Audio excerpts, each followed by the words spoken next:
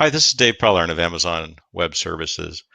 Tim and I are going to talk to you today about what we've seen in terms of chip design on the cloud, electronic design automation on AWS, both within Amazon and also in our external customers, our mutual customers, using cloud services to do really exciting, innovative things in the silicon space. First, I want to talk to you about Amazon and what we do internally to develop our hardware that we offer to consumers in the form of devices you may have in your homes, as well as what we do in the data centers, in our networking layer, in our servers, in support of advanced services that we offer to our customers on AWS. So we're part of this ecosystem. We really care deeply about the supply chain. And in fact, at AWS, we use EDA on cloud to develop advanced silicon devices throughout the stack for our networking infrastructure, for our servers, for our storage devices. And we do all of this on cloud.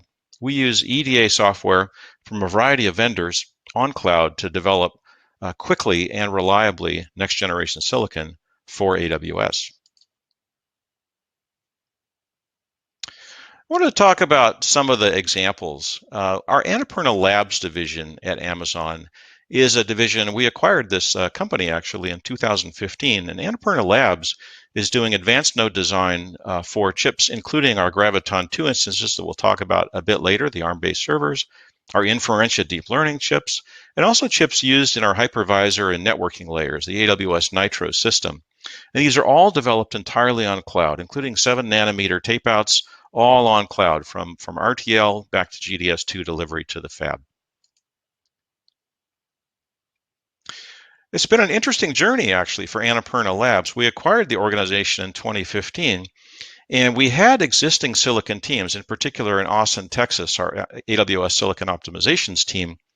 And the Annapurna Labs team in Israel was really a traditional company in terms of silicon design. They had on-premise infrastructure, and over the course of time, we migrated them entirely to cloud. And this mirrors what we've done with customers externally that are now migrating to cloud with EDA flows, beginning with a hybrid environment and then ending up with entirely on cloud for EDA flows. And this includes the front-end design, physical verification, even emulator builds. And we also use cloud in the Annapurna Labs team to collaborate with third-party partners, as I'll speak about in just a moment. So why do we do this? I mean, why do we use cloud ourselves, and why are we seeing customers doing this? It's really to allow us to innovate faster, to delight our customers with new and innovative products and services on AWS, to collaborate in a more secure way, and I'll talk about that in just a moment, and to reduce our risk of missing schedules, frankly, to make sure that we get tapeouts done on time at an effective, with effective quality products for our customers, and lower our costs. So AWS, if you're not familiar with the global infrastructure, we do today have 24 global regions and 77 availability zones within those regions. And for semiconductor customers in particular, it's very important to know that we have a global footprint. So if you have design teams in Europe, for example, in North America, in Asia, they can collaborate easily using cloud and securely. And this allows you to much more quickly bring products to market, including advanced silicon devices.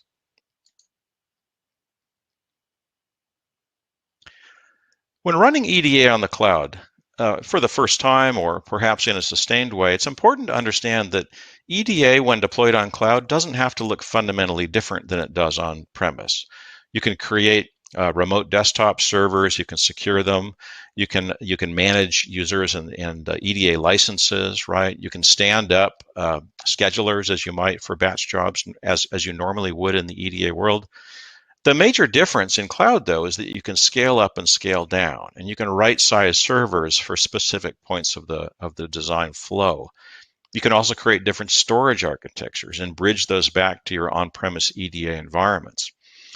But what's really exciting about EDA and cloud is once you're there, you can begin to take advantage of other capabilities of cloud, like machine learning and analytics. And as I said earlier, collaborate more securely with your third-party partners, whether they're IP providers, whether they're EDA tool vendors or foundry partners. Collaboration on cloud is a really important benefit. Let's double click on that a little bit. When you think about collaboration in the semiconductor industry, this industry is highly disaggregated. It relies on a global supply chain. And using cloud-based collaboration, for example, if you're a fabless semiconductor company, is really powerful because now you can create either on a temporary basis or for sustained use, a shared collaboration chamber, if you will, a cloud-based environment that you can scale up, scale down, lock down to specific individuals or specific IP ranges, for example, to evaluate or develop a new piece of intellectual property with one of your design partners or with one of your IP providers. You can also use similar methods back in the manufacturing side, for example, to do yield analysis using cloud-based chambers with your manufacturing partners. So it's a really powerful concept, and we have more information about this on aws.amazon.com about how to create collaboration chambers on the cloud. Let's think for a moment about the silicon design workflow. How do you get from RTL, from digital design, back into a taped out chip? And when you think about advanced node design, so advanced SoC design, the back-end design is where you really begin to see some significant pain, right? You have much more memory required in servers, need a lot of servers for a short period of time to do things like static timing analysis, extraction, to do DRC. Front-end design, of course, is very important and requires a tremendous amount of compute simply to do simulations. But where we see the growth today in advanced node design is really that back-end design. And even all the way back into production, things like OPC, computational lithography, growing fast as workloads. And cloud just makes sense for this entire flow. And in particular in this back-end where you need large amounts of servers, high memory servers for relatively short periods of time. A great example of a customer doing this, a customer of AWS and also a partner of ARM, is Mediatek. And last year, Mediatek spoke at our AWS reInvent conference about their experience in doing the final verification, static timing analysis of a large, highly complex 5G cell phone chip. This is a 7-nanometer chip, TSMC process. And they used cloud, and in fact, they ran 12 million core hours of static timing analysis on AWS to complete the tape out of this chip. You can see the presentation from Mediatek on YouTube. It's part of our reInvent 2019 presentations, and we can provide a link to that in the Q&A if you're interested in learning more.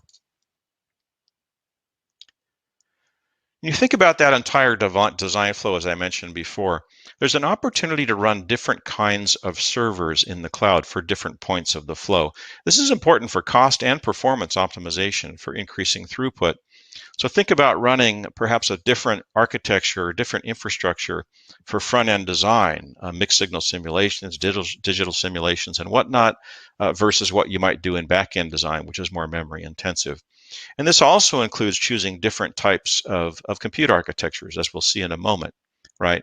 And this is just a small subset of the instances available on AWS. The idea here is that you can map different points of the flow to different types of instances available on cloud. I wanted to call out in particular our recent work with Samsung and with ARM on testing 5-nanometer flows, right? This particular example is a validation of the full 5-nanometer Samsung flow for ARM Cortex-A78 in AWS. So this is an example of this complete flow being run entirely on AWS with great performance using our R5 16x large instances. I'm going to talk in a moment about how you can run parts of this flow as well on ARM-based instances in the cloud. So let's switch now and talk about ARM in the cloud, because this is a really exciting development. The Graviton 2 processors I mentioned before, developed entirely by Amazon at Annapurna Labs in combination with ARM, or in cooperation with ARM, these deliver outstanding price performance for many, many workloads in the cloud, including EDA workloads. So we're beginning to see EDA on cloud, or EDA migrating to ARM-based processors because of the price performance that the Neoverse processors can deliver. It's a really exciting time. So we have three different varieties of the Graviton 2 instances, the M6G, the R6G, and the C6G, and these provide different ratios of compute core to memory for different types of applications. At Annapurna Labs, we have been using Graviton 2 ourselves for some of our flows, and as we'll see in a moment, ARM has also been running EDA flows on Graviton 2, and we're seeing now relative to other instance type with other processors, tremendous performance benefits. We're getting great throughput for EDA flows on these ARM-based Graviton 2 instances, lower cost, better performance for your dollar, and giving you a choice of instance types with different amounts of RAM, for example, for different points of the flow. We've partnered with EDA vendors, Cadence, for example, doing a wide variety of EDA flows on ARM Graviton 2, including Excellium and Spectre and Liberate, a library characterization, right? And we will see more over time, but these are providing great performance for EDA flows on ARM-based instances.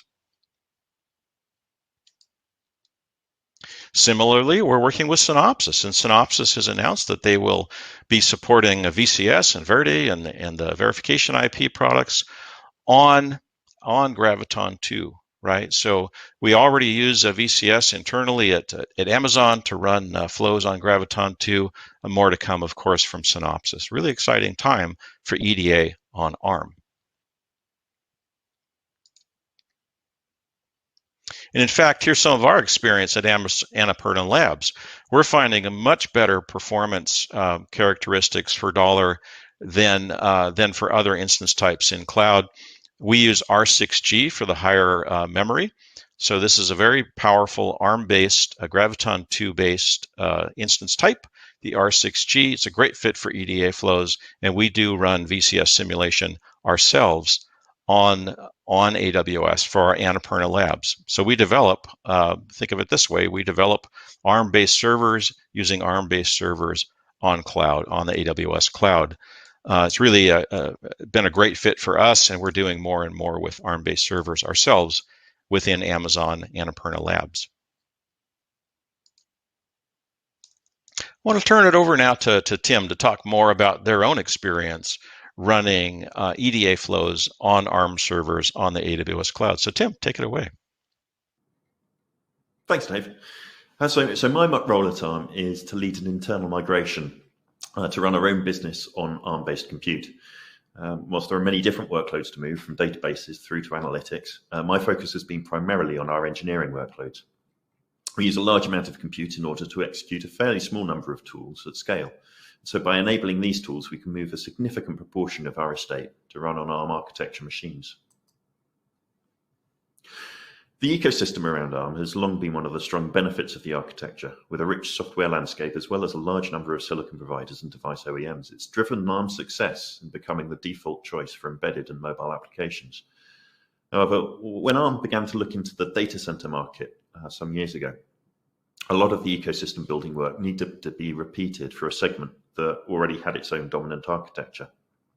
In the infrastructure world, a server from one OEM is expected to be capable of running the same OS and software binaries as a server from another manufacturer, which wasn't the case in ARM's traditional markets. So over the past decade, a lot of work has been put into not only developing fast CPUs for infrastructure and high-performance computing, but also the accompanying software ecosystem. Whilst that was initially focused on the OS distributions and enabling tools and libraries, there's now strong availability of packages both from the open source communities as well as from independent software vendors. As a project dedicated to the use of ARM servers for ARM engineering, a major responsibility of my team has been to work with the likes of Cadence and Mentor in the EDA industry to help port and optimize key tools.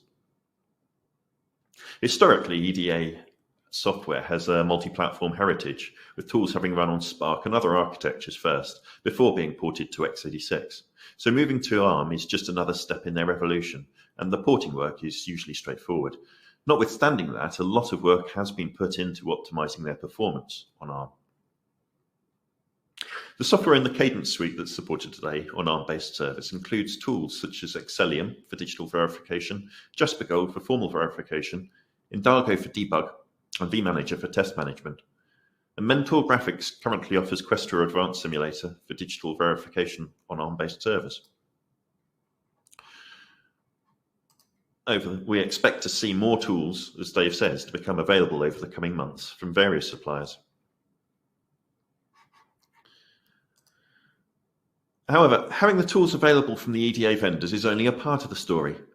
Hardware engineers rely on a flow, a software framework that brings together the prerequisites for running the tool, an execution environment that can take the hundreds or thousands of tests that a project might have defined and dispatch them all to appropriate compute resources, and a mechanism to collate the results from all those tests to present back to the hardware engineer. These flows are usually developed by end-user engineering teams and can be tightly coupled to the infrastructure that they know. This means that although the commercial tools might be ported to ARM, the flow used to execute them could have incorporated dependencies that are not compatible. At ARM, the majority of our engineers use a single flow framework, developed over recent years to support tools from multiple vendors and allow engineers a common way of kicking off their regression jobs. Because this framework is widely used within ARM, there was a single place we needed to focus our internal porting efforts when we first introduced ARM architecture versions of EDA tools. The porting work required included an effort to ensure that scripts used architecture-neutral versions of underlying dependencies, and to incorporate into the dispatch engine an understanding that both x86 and ARM cores could be requested. Sometimes individual projects had extended the framework with specific customizations, and occasionally these also included unnecessarily architecture-specific code. But the bulk of the work has been done in a single place. We started our journey by deploying Apollo 70 servers from HPE into our on-premises engineering cluster. These are based on Marvell's ThunderX2 silicon, a processor designed for high-performance compute workloads, and have been integrated into our LSF environment as simply another resource type. Our end users have been able to dispatch to this hardware for some time, and we've been able to develop our capability to run engineering validation work on ARM in conjunction with the EDA software vendors as a result. In parallel, ARM has been working to harness the benefits that cloud computing can offer. The amount of compute we need changes over time.